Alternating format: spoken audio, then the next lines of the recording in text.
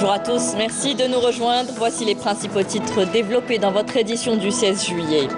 340 pèlerins ont décollé hier d'Alger vers Médine. L'État a consacré tous les moyens nécessaires à même de garantir le bon déroulement de la saison du Hajj. Un conseil interministériel a même été tenu pour superviser les derniers préparatifs. Quelques 4800 supporters algériens pourront partir assister à la finale de la CAN 2019 vendredi au Caire. 28 avions ont été mobilisés, plus les 9 avions militaires. L'hôtel Mazafran, inauguré le week-end dernier, rouvre ses portes aux estivants après 2 années de rénovation. Le complexe propose des tarifs attractifs pour cette saison estivale. On en parle dans notre édition. Bonjour à tous et bienvenue. Tout d'abord, le ministre malien des Affaires étrangères, de la coopération internationale, Thiébilé Dramé, entame ce mardi une visite de travail de 2 jours en Algérie. Il a été accueilli ce matin par son homologue algérien Sabri Boukhadoum à l'aéroport international Houari Boumediene. Le ministre malien est porteur d'un message transmis par le président malien Boubacar Keïta au chef de l'État Abdelkader Ben Saleh. Les discussions porteront notamment sur la coopération bilatérale et les questions régionales et d'intérêt commun. Je vous propose d'écouter la déclaration du chef de la diplomatie malienne. Je suis porteur de message du président malien à l'attention de son frère, le président de la République algérienne démocratique et populaire. Et puis qu'en marge de cela, tous les deux, avec nos délégations, vous voyez bien les collègues venus de Bamako, et puis la délégation algérienne, nous aurons des échanges approfondis pour faire avancer les liens si profonds entre nos deux pays. Le premier groupe de pèlerins algériens a quitté hier en début de soirée Alger depuis l'aéroport international Houari Boumediene en direction de Médine. Le groupe est composé de 340 pèlerins. Le ministre des Affaires étrangères qui était sur place a assuré que l'État a consacré tous les moyens nécessaires à même de garantir le bon déroulement de la saison du Hajj. Le ministre des Affaires religieuses qui était sur place, Menel Boutouaba. C'est dans une ambiance festive, empreinte de spiritualité, que le ministre de l'Intérieur et des collectivités locales, en présence d'autres membres du gouvernement, ont supervisé le départ du premier groupe de 340 pèlerins qui a quitté hier soir Alger en direction de Médine.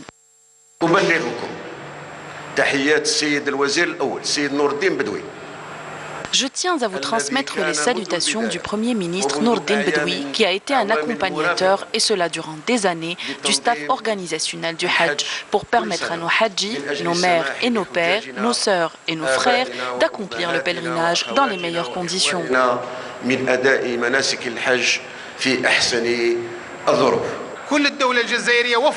L'État algérien, tous secteurs confondus, les douanes, le staff de l'aéroport, la protection civile, les médecins, le staff diplomatique également, ont tout fait pour vous permettre d'accomplir le rituel du Hajj et de revenir, si Dieu le veut, dans d'excellentes conditions.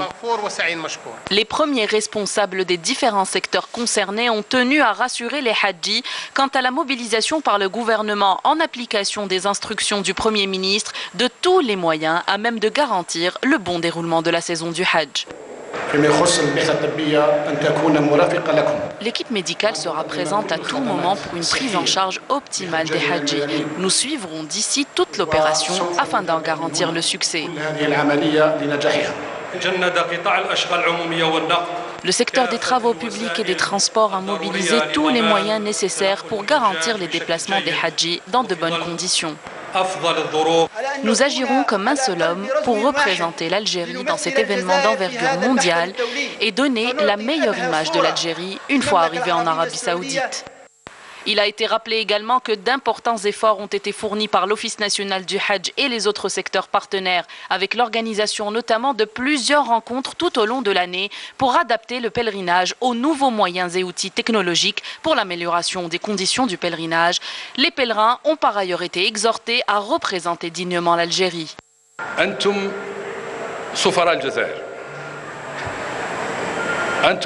Vous êtes les ambassadeurs de l'Algérie, vous représentez l'Algérie et vous donnerez l'image réelle de l'Algérie profonde, l'Algérie de l'avenir. Et je vous demande de prier pour vos proches, vos familles et pour le pays avant tout.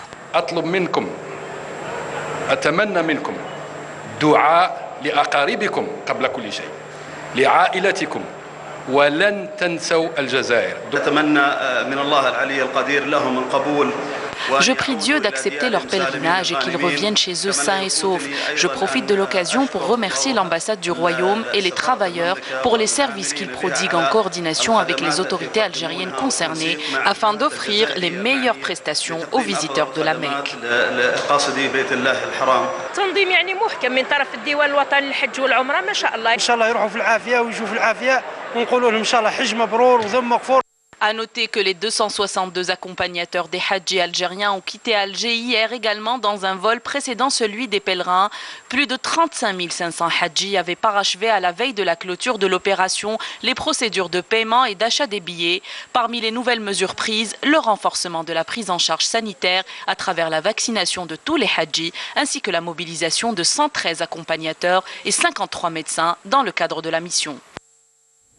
Et voilà, donc de nombreux hauts responsables du gouvernement ont assisté au départ du premier groupe de Hadji hier à l'aéroport international d'Alger. Et juste avant leur départ vers les lieux saints, les derniers préparatifs pour cette saison de Hajj a fait l'objet d'une réunion ministérielle, interministérielle, présidée par le Premier ministre. Nourdine Bedoui a notamment donné des instructions et a appelé à mettre en place un plan de vol équilibré, notamment à partir des wilayas du Grand Sud. Nsrine Ben Saidi. Plusieurs mesures et facilitations relatives à la prise en charge des pèlerins et leur hébergement pour l'accomplissement de l'opération du Hajj dans de bonnes conditions ont été prises lors de la réunion présidée par le Premier ministre Nourdine Bedoui. Lors de cette réunion à laquelle ont pris part plusieurs responsables issus des différents secteurs, il a été procédé à la présentation des dernières mesures en cours avant le départ du premier groupe de Hadji vers les lieux saints de l'islam. Ces mesures se résument en des facilitations concernant la numérisation et la décentralisation de toutes les opérations de préparation du Hajj, depuis l'inscription pour le tirage au sort jusqu'au choix du lieu d'hébergement via la plateforme numérique. Des procédures concernant le renforcement de la prise en charge sanitaire ont aussi été prises, et ce à travers la vaccination de tous les Hadjis ainsi que la mobilisation de 113 accompagnateurs et 53 médecins qui veilleront à la prise en charge des pèlerins à travers les structures sanitaires et hospitalières au niveau des centres de Jeddah, Médine et la Mecque. Concernant l'opération d'allègement des dispositions de la prise d'empreintes instituée cette année, des moyens nécessaires de transport ont été mobilisés par les collectivités locales pour le transport des Hadjis vers les centres réservés à cette opération, dont certaines wilayas du sud ont été exemptées. Outre la prise en charge du transfert des bagages des Hadjis de ces wilayas vers les aéroports de départ, il a aussi été décidé de mettre des vols directs à partir des wilayas du Grand Sud vers les lieux saints depuis les aéroports d'Adrar, Tindouf, Tamanrasset, Béchar et Ilizi, tout en étudiant la possibilité d'y ajouter l'aéroport d'In Salah. Le Premier ministre a aussi insisté dans ce sillage pour mettre en place des facilitations au profit des citoyens tirés au sort pour le Hajj, en associant les bureaux d'Algérie Post répartis sur l'ensemble du territoire national à l'opération de perception des tarifs du Hajj afin d'épargner aux citoyens de ces régions le déplacement pour ce qui est du non-respect par certaines agences touristiques du cahier des charges de l'Office national du pèlerinage et de l'Amra, notamment en ce qui concerne le non-épuisement des quotas qui leur ont été attribués. Le Premier ministre a instruit le directeur général de l'Office de procéder au retrait immédiat de tous les quotas en question et la prise en charge des détenteurs n'ayant pu effectuer l'achat des billets d'avion. Lors de cette réunion, Nourdine Bedoui a procédé au limogeage du directeur général de l'Office national du tourisme pour défaillance dans ses engagements contractuels. Le Premier ministre a chargé le ministre du Tourisme et de l'Artisanat d'ordonner un audit de cet établissement public. En vue de la finale de la Coupe d'Afrique des Nations, vendredi prochain au Caire et qui opposera l'Algérie au Sénégal, un important dispositif a été mis en place pour le gouvernement en faveur des supporters. 28 avions ont été mobilisés pour transporter près de 4800 supporters vers l'Égypte. Décision prise lors d'un conseil interministériel présidé par le Premier ministre Nourdine Bedoui. Je rappelle que l'ANP a elle aussi mobilisé 9 avions dans le cadre de ce pont aérien. Les détails avec Camélia Mellal. À l'entame de ce conseil interministériel, le Premier ministre Nourdine Bedoui a félicité l'équipe nationale de football suite à sa qualification pour la finale de Cannes. Il a également salué le nationalisme des supporters qui ont tenu à encourager notre sélection nationale durant tous les tours de cette compétition continentale.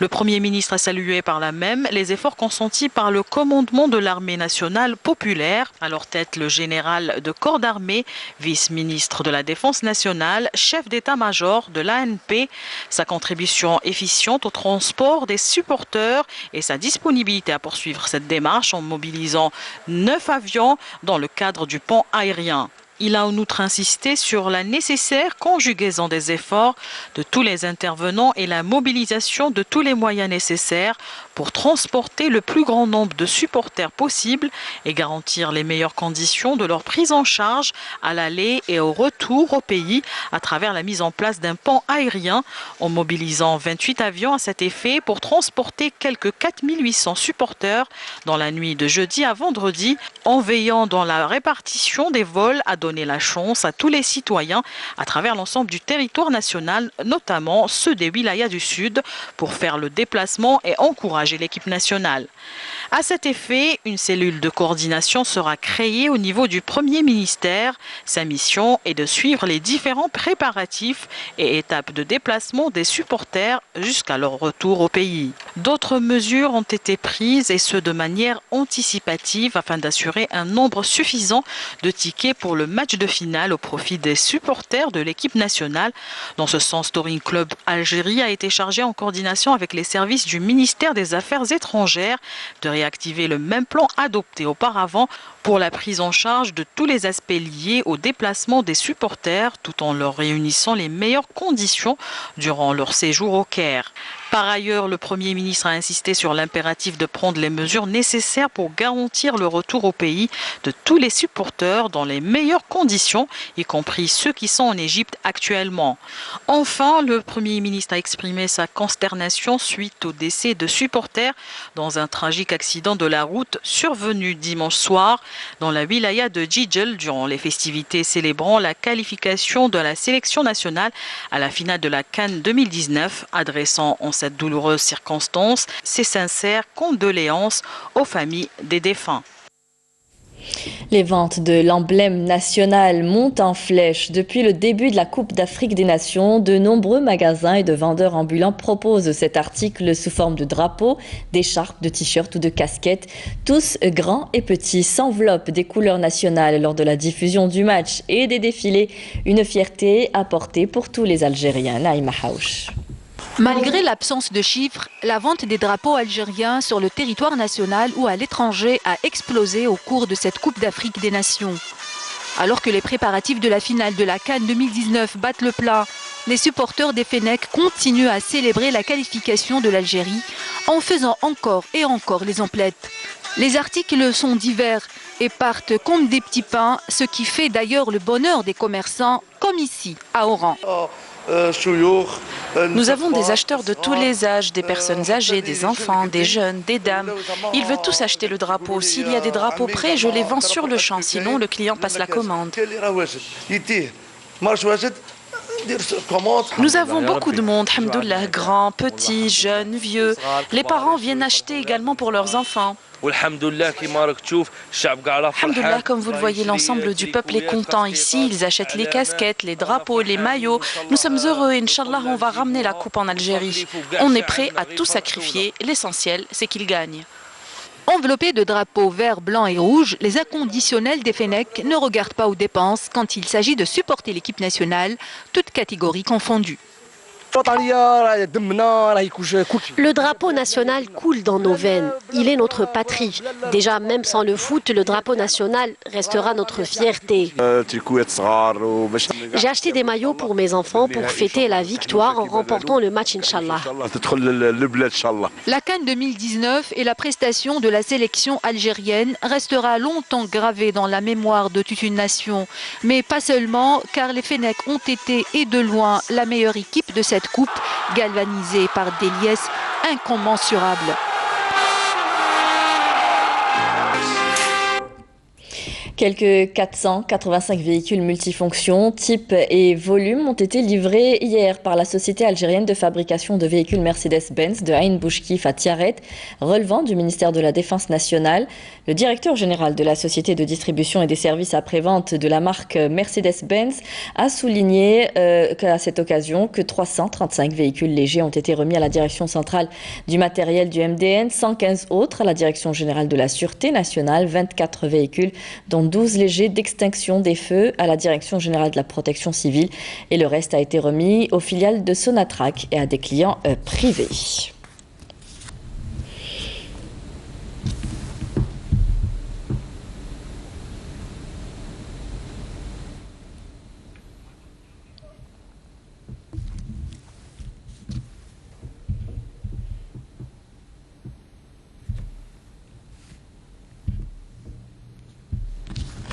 Des températures caniculaires atteindront ou dépasseront localement les 48 degrés Celsius sur plusieurs wilayas du sud du pays, a indiqué l'Office national de météorologie dans un bulletin spécial. Ces températures caniculaires affecteront les wilayas d'Adrar, le nord de Tamanrasset et Ouergla. La validité de ce BMS prendra fin ce soir à 21h.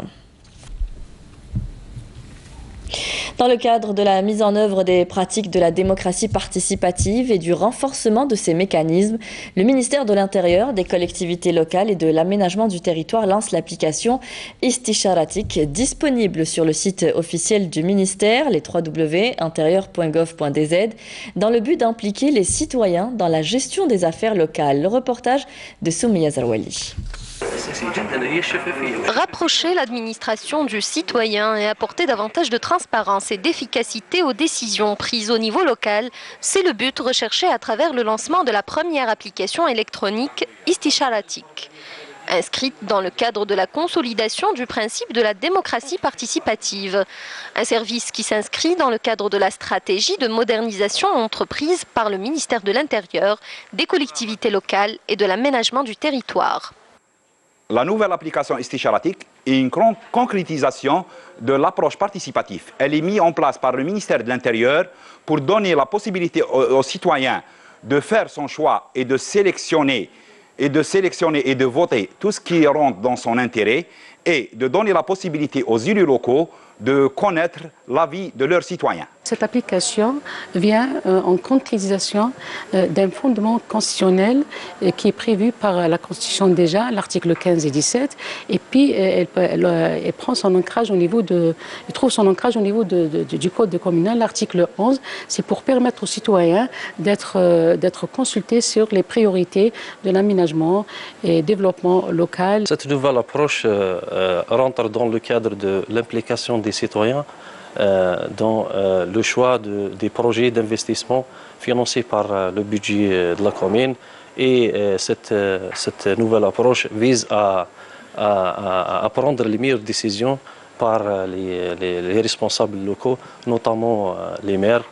Cette application permet aux citoyens d'être consultés dans la gestion de leurs affaires locales et de donner un avis sur le choix des projets de développement au niveau de leur commune. Cette application du ministère de l'Intérieur, Istisharatik, c'est une application qui va rapprocher le citoyen aux élus locaux pour participer et donner leur avis pour le développement de leur localité. Ce service donne la chance aux citoyens d'exprimer son opinion et son point de vue concernant les questions liées au développement local et à l'amélioration de son cadre de vie, concernant les projets de proximité auxquels une priorité de financement est accordée. L'application هذه مليحة c'est vrai mais كما يقول لك كاين أمور كما يقول لك مستعجلة مليحة وعلى بالي تكون بالإيجاب وحاجة جديدة على المواطنين بون هكذا في هذه لابليكاسيون تعرف تو لي بوزوان تاع السيتوان تسمى اذا كانت حاجه حيديروها لي سيتوان ما يستحقوهاش الفالي با يغاسبيو لارجون في هذا البروجي سي سا هذه حاجه مليحه وحاجه دوزيام لي سيتوان تسمى يعرفوا الحاجه اللي راهم حابينها وما اللي يحوسوا عليها. Enfin, la nécessité d'enrichir et d'étendre les fonctionnalités de l'application pour une amélioration continue s'impose en mettant en place de nouveaux mécanismes de gestion locale favorisant l'écoute du citoyen et la satisfaction de ses attentes. Et on va parler de sécurité routière. À l'intérieur des tunnels, de nombreux accidents s'y produisent à cause notamment du comportement irresponsable de certains usagers. Tout un dispositif sécuritaire y est installé avec des caméras de surveillance. Mais rien n'y fait, le respect du code de la route est souvent bafoué. Hassiba Abdallah. Toutes les dispositions nécessaires sont prises pour garantir la sécurité des usagers de la route.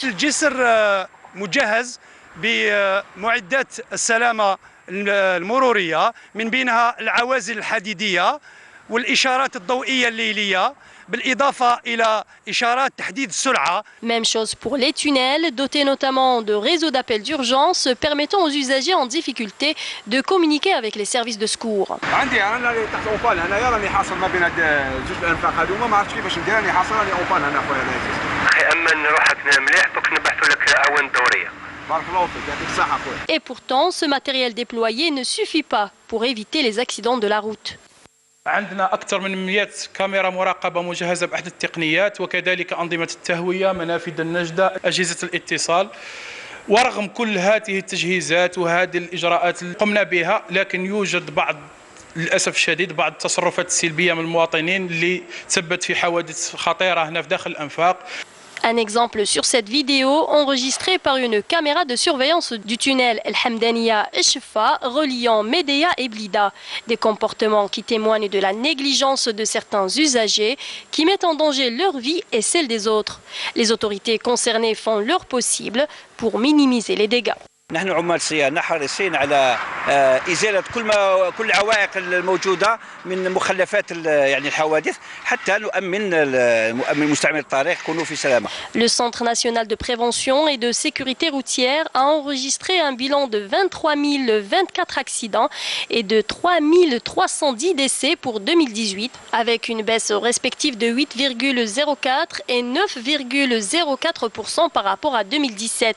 Un recul enregistré notamment grâce aux normes adoptées en termes de sécurité routière.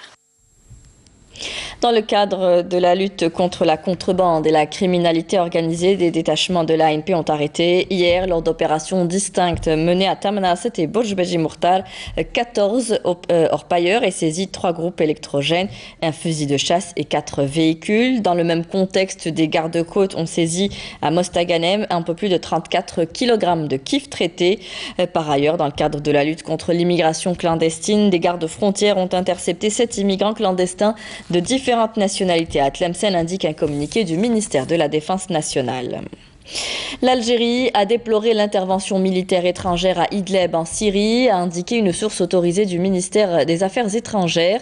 La même source a renouvelé la solidarité de l'Algérie avec le gouvernement et le peuple syrien et déplore l'intervention militaire étrangère caractérisée dans la région d'Idlib d'un pays voisin, estimant que cette intervention est de nature à faire durer la crise dont pâtit depuis des années ce pays et à compromettre les chances d'un règlement par le dialogue politique de la crise dans ce pays. Et justement, au moins 15 civils, dont 6 enfants, ont été tués dans le nord-ouest syrien par de nouveaux bombardements sur la région d'Idlib, dominée par les terroristes et cible de frappe du régime et de son allié russe, rapporte l'Observatoire syrien des droits humains.